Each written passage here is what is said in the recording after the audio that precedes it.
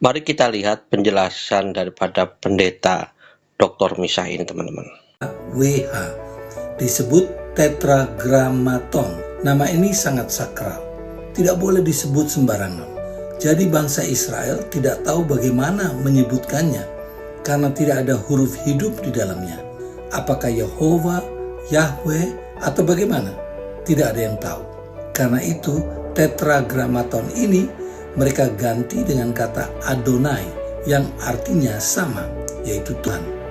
Huruf Benarkah bangsa Israel tidak tahu bagaimana cara mengeja nama Hashem, yaitu YHWH atau YHWH, ejaan yang sudah disempurnakan, yang disebut dengan tetragrammaton, 4 huruf mati. Shalom alaikum, salam sejahtera untuk kita semuanya. Bersama Serbaik kita akan membahasnya bersama-sama, teman-teman. Seringkali kita mendengar bahwa tetragrammaton atau 4 huruf mati nama Elohim Israel ini tidak bisa diucapkan atau dilafalkan karena tidak ada huruf vokalnya. Dan ini sebenarnya isu yang dihembuskan, teman-teman, oleh seseorang. Serbaik tidak akan sebut siapa nama orang itu karena itu merujuk pada suatu agama tertentu. Mohon maaf, Serbaik tidak sebutkan itu, dan Serbaik di sini pun juga tidak akan menyalahkan siapapun akan hal ini, baik termasuk Viti terdahulu atau klip video tadi, itu Serbaik tidak salahkan ya, teman-teman ya. Baik, kita akan uji kebenarannya. Benarkah demikian? Di dalam Wahyu atau kitab Wahyu pasal 1 ayat yang ke-8, mari kita buka, dan ini tulisannya terlihat di layar dan Serbaik akan baca. Nanti Serbaik akan jelaskan bagaimana cara mengucapkannya, dan YHWH ini akan Serbaik ucapkan dengan nama gantinya atau kata gantinya adalah Hashem ya, teman-teman. Wahyu 1 ayat 8, Hani ha'alefe ani hataf ros vesu neum Adonai Elohim hahove vehaya veyavo Elohe Sebaot.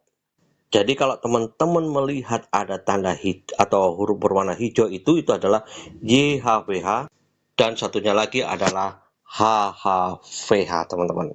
Jadi HHVH itu dibaca HHV, teman-teman. Sekarang kita akan baca lagi di dalam Wahyu pasal 4 ayat 8. Ini dijadikan lagu, teman-teman, ayat ini, teman-teman ya. Saudara akan baca di bagian akhir itu, teman-teman. Ini lagu orang Kristen tahu ini. Kados, kados, kados, Hashem Elohim Sebaot, Asher Haya Wehove Weawu. Jadi di ayat ini ada kata YHWH dan VHVH. VHVH adalah 4 huruf mati tapi bisa dibaca VHV. Baik, ini penjelasannya, teman-teman. Kita mulai saja. Jadi di ayat tadi, di Wahyu 1 ayat 8, itu ada kata HHVH atau HHV. Dan satu lagi VHV.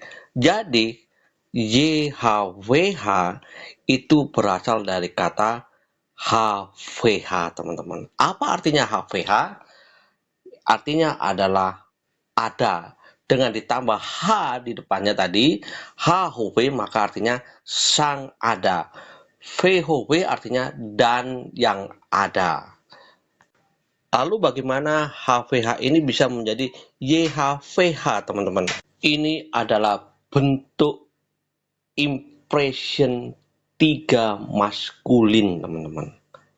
Jadi dari kata HV ditambah huruf yod di depannya menjadi YHVH, itu adalah bentuk impression maskulin 3. Dia laki-laki yang akan ada, teman-teman. Itu artinya. Lalu bagaimana mengucapkannya?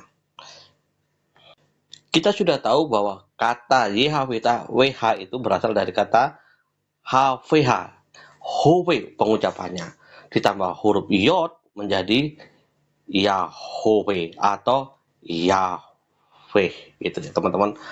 Tapi kalau ditambah atau diberi nikut maka menjadi Yehuwa teman-teman. Apakah beda arti? Tidak. Apakah adakah perbedaan logat? Tidak teman-teman. Jadi Yahweh atau Yehuwa itu sama teman-teman. Semoga penjelasan terbaik ini bisa menambah ilmu pengetahuan kepada teman-teman semuanya. Tapi ingat, nama Elohim ini tidak bisa disebut dengan sembarangan teman-teman. Tidak boleh mengucapkan dengan mudah, gampang, itu tidak boleh teman-teman. Apalagi dengan mengucapkan demi sumpah palsu, itu tidak boleh teman-teman. Sangat dilarang. Dan itu sebabnya orang Israel menggantinya dengan Hashem atau Adonai atau Baruch Hu.